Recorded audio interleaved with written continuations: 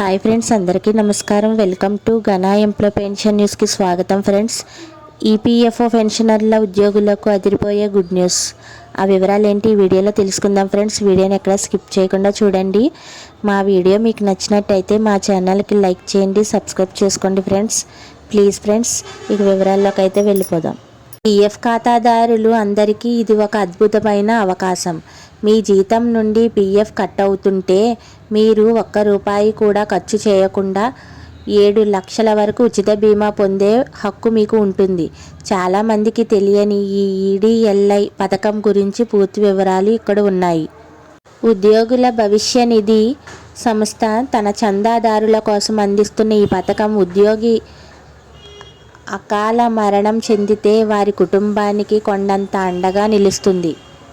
సాధారణంగా ఏదైనా బీమా కావాలంటే మన ప్రీమియం కట్టాలి.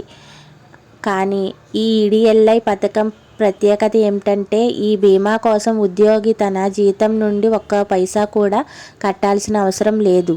బీమాకి కావాల్సిన పూర్తి ప్రీమియంను మీ కంపెనీ లేదా యజమాని మాత్రమే చెల్లిస్తారు.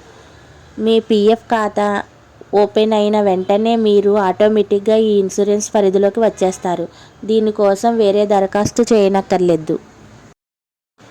ఒకవేళ ఉద్యోగి సర్వీస్లో ఉన్నప్పుడు మరణిస్తే నామినీ ఈ డబ్బును పొందవచ్చు.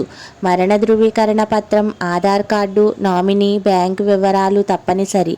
ఈడీఎల్ఐ ఫారం 5IF పూర్తి చేసి ఈపీఎఫ్ఓ కార్యాలయాలకి ఇవ్వాలి.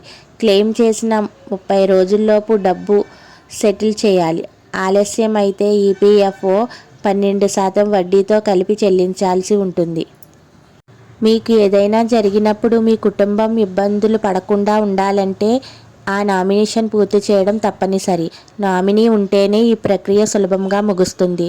నామినీ లేకపోతే భార్య, భర్త లేదా 25 ఏళ్ల లోపు పిల్లలు దీనికి అర్హులు.